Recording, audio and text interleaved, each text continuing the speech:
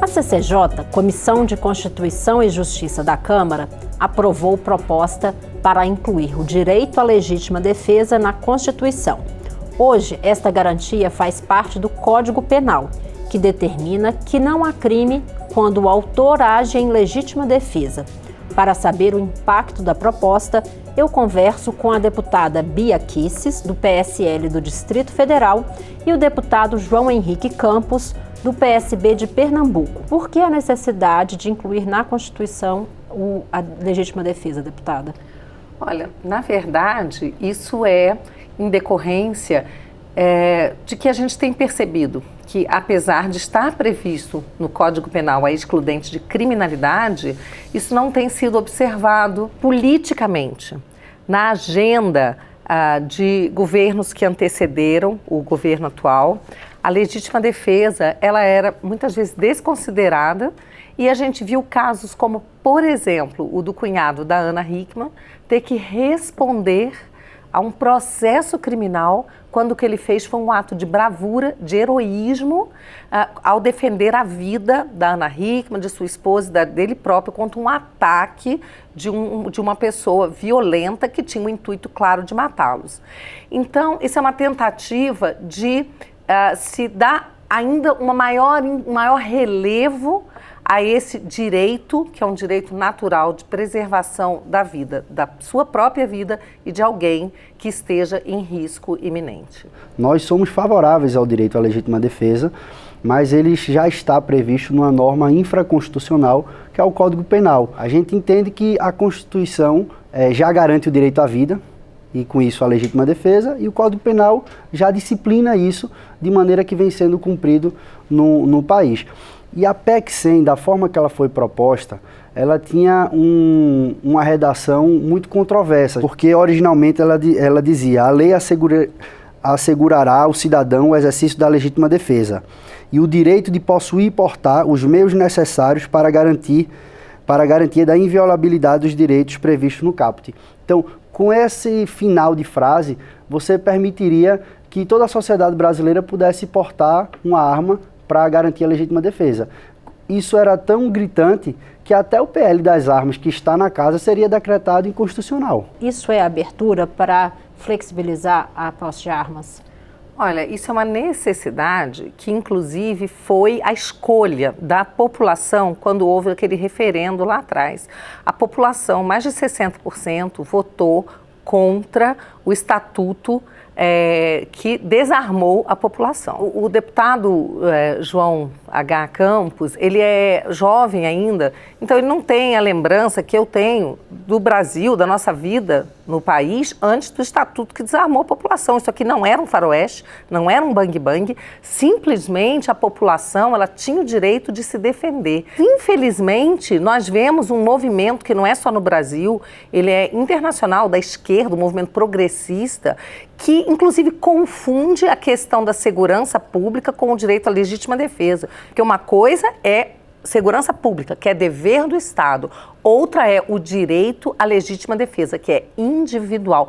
O Estado não tem direito sequer de impedir o indivíduo de defender a própria vida. Eu considero inconstitucional qualquer medida que impeça o cidadão de defender a própria vida. Vamos pensar que o Estado ele não antecede o indivíduo. O Estado ele existe não como uma finalidade em si mesmo, ele existe para propiciar à sociedade uma vida organizada que favoreça o bom andamento, as boas relações, a segurança das pessoas. A função primordial do Estado é garantir a segurança das fronteiras e a segurança interna. Todos os outros direitos e obrigações devem decorrer desse. O direito à vida é o primeiro, é o mais fundamental e a legítima defesa é decorrência disso. E que bom seria se no país não existissem armas em circulação. A atribuição de segurança é um dever de Estado. Então a gente tem que fortalecer as políticas públicas de Estado de combate à violência, que é um grande problema hoje, a violência urbana. Nós temos resultados expressivos de redução, como no meu estado. Foi o único estado que durante 7 anos consecutivos reduziu os indicadores de violência. Como? Com um programa estruturador dentro do governo do estado. Então, o estado tem que se fazer presente ali para gerar oportunidade. O estado brasileiro tem como ser inclusivo. E eu acho que é esse o debate que a gente tem que fazer. O que é que o estado brasileiro quer entregar? Tem que entregar mais inclusão social. A gente não pode admitir o Brasil ser o país com a maior desigualdade social no mundo.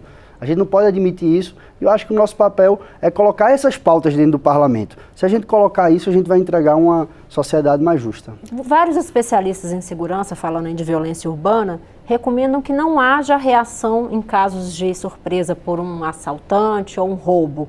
Como que ele ter uma arma vai ajudar nessa situação? Olha, você não precisa de especialista para dizer isso. Se eu, mesmo andando armada, se eu estou numa situação que me pegam de surpresa e eu não tenho como reagir, eu não vou reagir.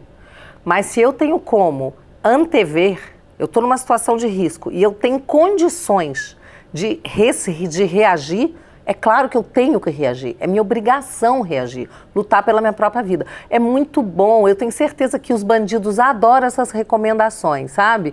Ah, não reaja, não faça nada, entregue tudo, entregue só... Porque, em primeiro lugar, hoje nós vivemos uma situação em que as pessoas não reagem e são mortas do mesmo jeito. A pessoa chega, aponta a arma, entrega tudo, a pessoa entrega e mesmo assim ela leva um tiro na cabeça. A verdade, os fatos, eles se contrapõem a essas recomendações de especialistas. E a verdade é que o povo brasileiro hoje, ele está completamente entregue à bandidagem, porque o bandido acha muito cômodo saber que vai assaltar uma casa e que lá não vai ter ninguém armado, que ele vai assaltar um carro num sinal e lá não vai ter ninguém armado. Quando, na verdade, se o cidadão de bem puder andar armado, e não é tão simples como disse o deputado, permite já ter 6 armas. Não é verdade, não é assim. Permite até você ter em casa, mas você não pode portar.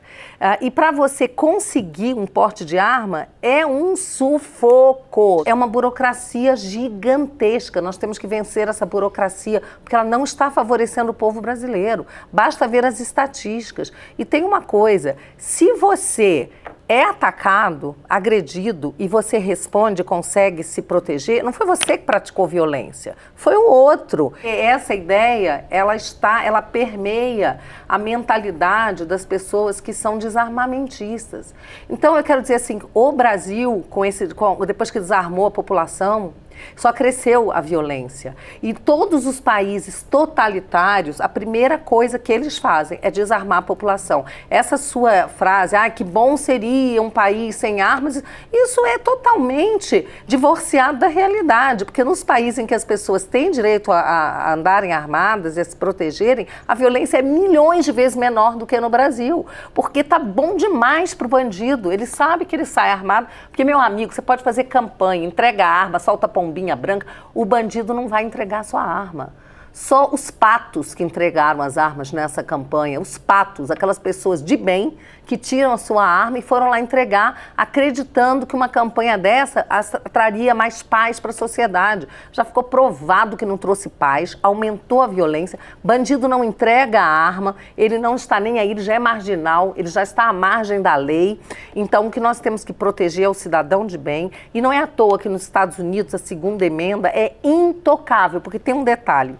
Quando o cidadão anda armado, ele se defende do outro que o agride, mas ele se defende principalmente do Estado. Nós temos o direito de nos defender de um Estado totalitário, que detém o monopólio da força, detém o monopólio das armas. Então, você não tem nem como se proteger do Estado. Olha o que está acontecendo na Venezuela. Os manifestantes, crianças, adolescentes, mais novos que o deputado, sendo assassinados pelas milícias do Maduro, pelas milícias cubanas que estão lá, porque a população foi desarmada. Em relação ao que nós defendemos, de ter o menor número possível de armas em circulação no nosso país, é porque nós entendemos que as armas nunca vão apresentar uma solução para o país. Podem apresentar uma falsa solução. Eu lembro, por exemplo, na Inglaterra. Na Inglaterra, a polícia anda desarmada na rua. E o que eu acho estranho é o seguinte, o Brasil está andando na contramão do mundo. se espelha apenas nos Estados Unidos, mas na contramão do mundo. A gente vê o exemplo da Inglaterra, da Suíça, da Nova Zelândia, da Austrália. Todos esses países recentemente, a Suíça extremamente recente, está revendo a sua legislação armamentista para tentar restringir ainda mais. Então eu espero que o Brasil não tenha que passar por uma grande tragédia, como já passou por algumas, como em Suzano, para poder rever esse posicionamento. Agora, deputada, a senhora falou que a possibilidade de andar armado pode, inclusive, ajudar o cidadão a se proteger do Estado.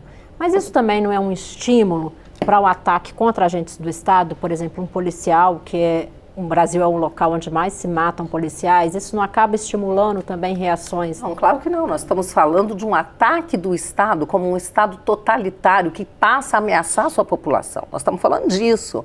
Agora, quanto aos policiais, eu sou uma pessoa que defendo muito a excludente licitude, eu apoio os nossos policiais, você falou certo, o Brasil é o país que mais mata policiais, a gente não ouve esse tipo de comentário, a gente só ouve dizer que o Brasil é o país em que os policiais mais matam. Também é um dado real. Mas é o seguinte, deputada, se um policial mata um bandido, ele cumpriu o seu dever. O policial é feito para isso, ele é feito para matar bandido e proteger a sociedade. É claro que matar não precisa ser a primeira opção, mas quando ela for necessária... Também a Constituição prevê...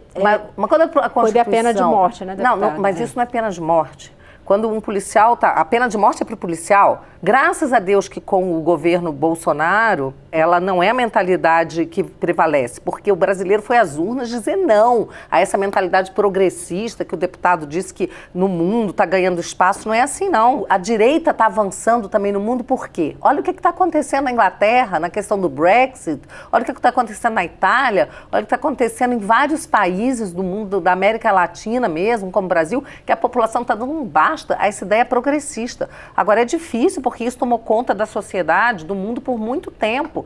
Então vai ser difícil de conseguir contornar isso daí e superar, vai levar tempo, mas o povo está mostrando o que quer. E quanto ao direito à legítima defesa, você dar um direito e não dar os meios para o cumprimento desse direito não vale nada. A nossa Constituição é cheia de palavras lindas. Garante que com o salário mínimo tem que garantir lazer, alimentação, segurança, saúde. Garante alguma coisa o salário mínimo? Então, não adianta botar palavras bonitas, encher de direitos e não dar os meios para esse direito se concretizar. Então, a PEC 100, que tratava da legítima defesa e dava também o direito aos meios para isso, ela não tem nada de inconstitucional. Só que a gente viu que na CCJ que não iria passar, não ia conseguir passar. Então, o relator preferiu retirar essa parte e deixar isso garantido por lei, mas alçar o direito à legítima defesa a um status constitucional, para a gente ver se com isso a gente consegue realmente dar um basta nessa mentalidade brasileira, né, que não é da população, mas é dos governos que tomaram conta, que governaram o Brasil, que estiveram à frente do poder durante as últimas décadas, essa ideia de que o bandido ele é uma vítima da sociedade e por isso ele tem que ser protegido e a sociedade de bem que se lasque. Toda política pública foi feita com base nessa mentalidade, inclusive de desencarceramento. Então, essa PEC 100, ela foi necessária por isso. Não seria necessário, já está no Código Penal, mas como a agenda política era contrária, ignorava o Código Penal, foi alçado a uma norma constitucional para ver se as pessoas passam a respeitar mais a legítima defesa. A Suíça é o país com o menor número de homicídios. Todo mundo lá tem quantas armas quiser e não tem homicídio. Então, no Brasil, o bandido ele sai à vontade, ele está tranquilo, porque ele tem certeza que o outro não vai estar armado, a vítima dele não estará armada. O Brasil tem um problema real. Nós somos o país onde os policiais mais matam e onde mais se mata policial. Então isso mostra que tem alguma disfunção no Estado brasileiro. Isso não é normal. Mas me preocupa porque esse discurso é exatamente o discurso que a gente vê, por exemplo, do governador Witzel do Rio de Janeiro.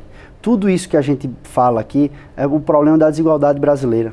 Como é que o índice de desemprego de mulheres jovens negras é 3 vezes maior do que de homens brancos? Por isso me preocupa essa casa, gastar tempo discutindo de arma em vez de discutir de livro. É disso que a gente tem que falar e é isso que a gente tem que construir. Deputados, a gente está chegando ao final, já deixo o convite para os senhores retornarem e a gente poder falar sobre o avanço desse debate da legítima defesa na comissão especial. Muito obrigada. Maravilha. Muito obrigada. Só quero lembrar aqui que na Venezuela existe na Constituição a previsão do que foi feita pelo Guaidó de se autoproclamar presidente. Isso está previsto na Constituição de lá, tanto que ele é reconhecido até pelos organismos internacionais como presidente legítimo. Obrigada, deputada. Câmara Debate termina aqui.